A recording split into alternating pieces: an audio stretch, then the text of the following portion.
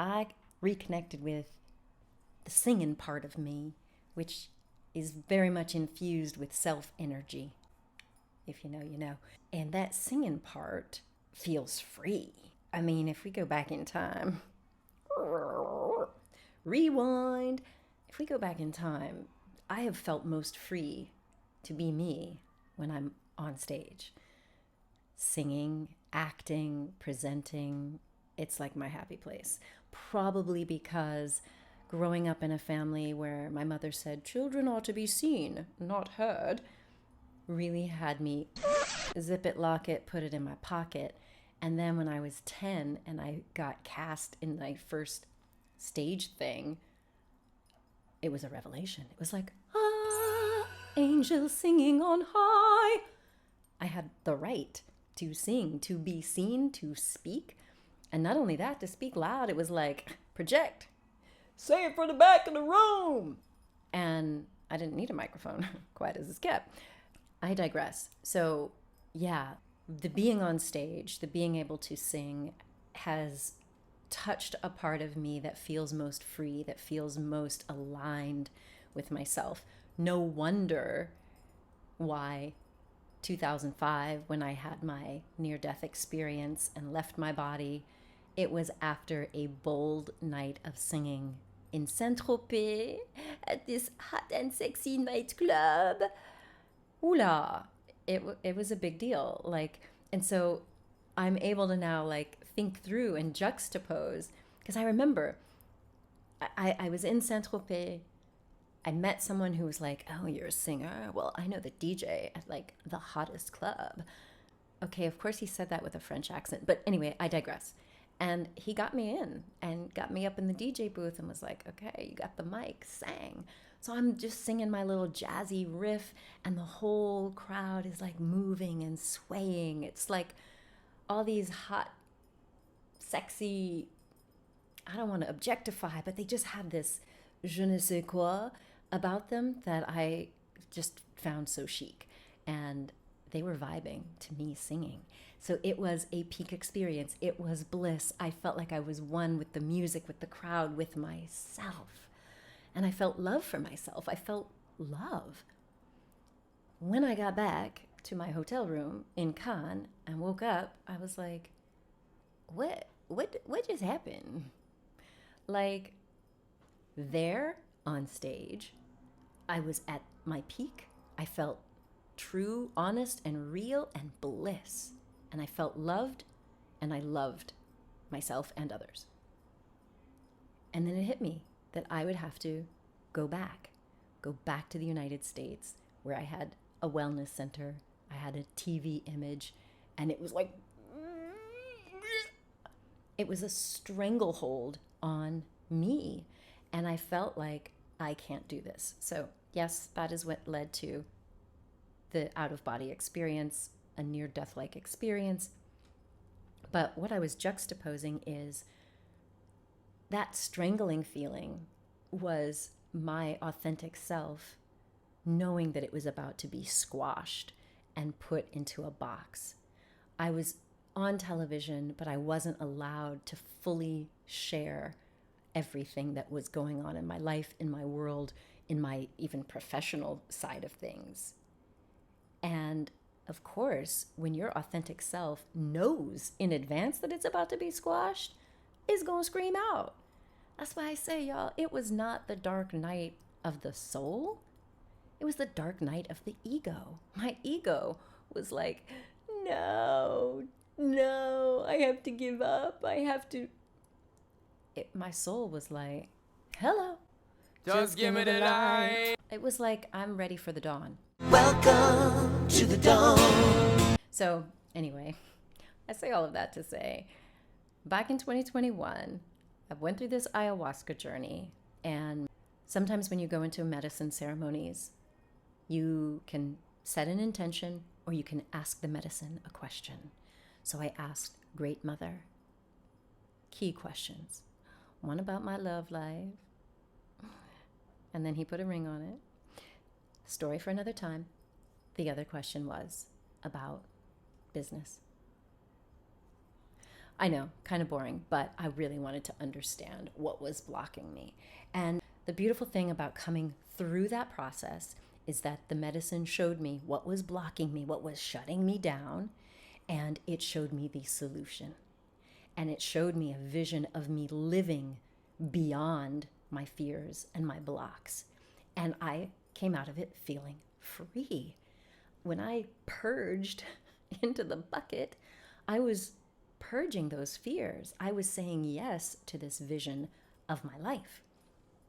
And so I felt like, whew, I've reclaimed my sovereignty. I had taken back my energy. I was aligned with this new vision of my life, with this completely kick-ass idea for part of my business that I'm now working on with my beloved.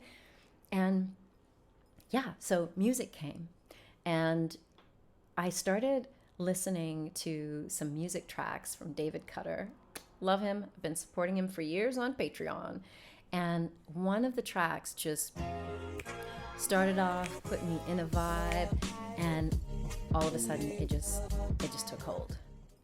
And here it goes. Yeah, I've been through the fire, a dark night of the soul.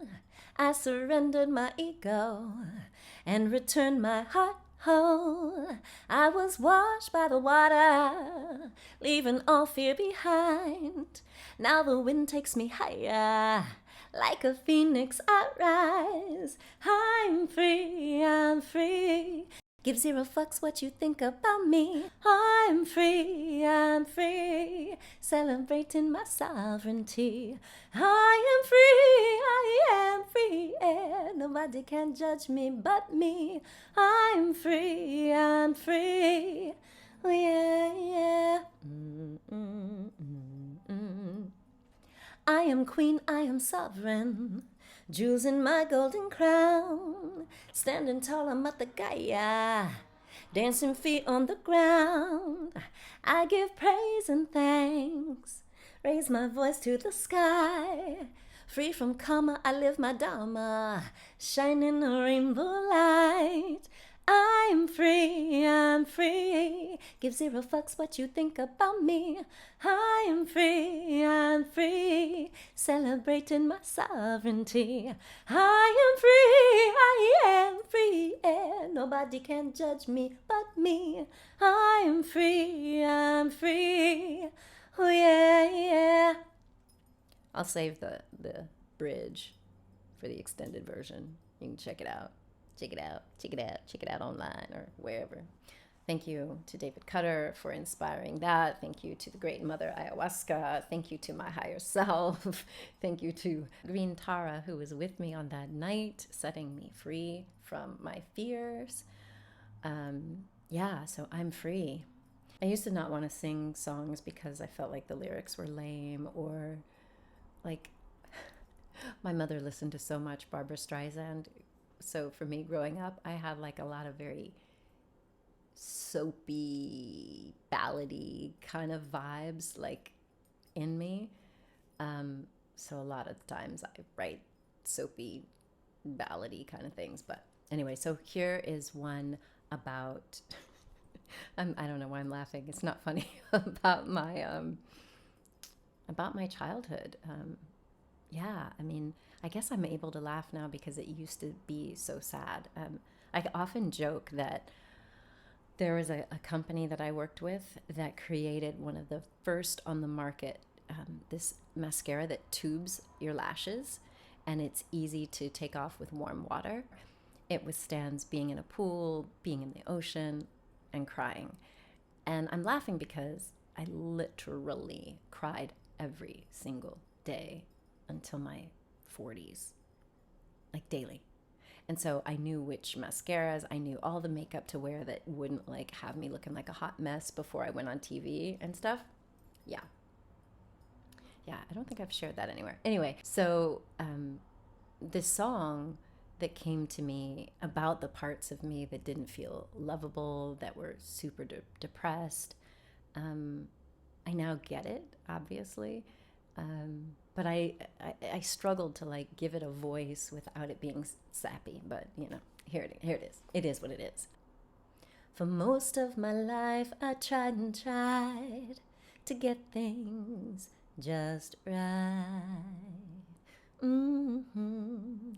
From my looks to my grades and how I behaved, you could say I did my best to fit in. No one would know and I wouldn't show that deep inside I felt sad and alone. Seemed like nobody cared that I was scared, so I hid my fears and dried my tears without messing up my makeup. The little girl in me just wanted to be free, to laugh, to sing and play and dance, to be accepted for me. She was hungry love. She was hungry for love, starving to know that she was enough. Just like the day she was born, so I sing to her, yes. You are now, just as you were then. You are enough, you are complete, you are loved, yes.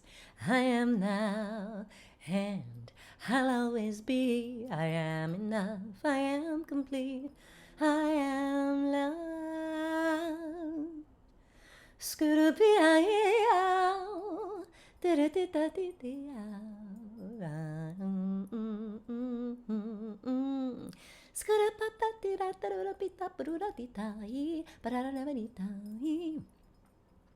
So yeah, I have this desire to rush through the scatting because, am I healed from all my childhood drama and trauma? I think so.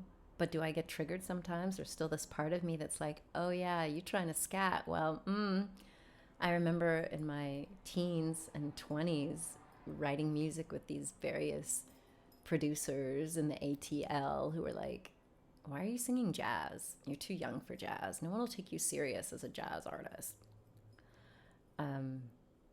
Because I love it, because it vibes me. Anyway, be that as it is,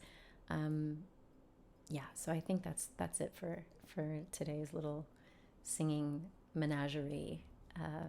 If you'd like to hear more, let me know. I can pull some more out of the vault. There's plenty.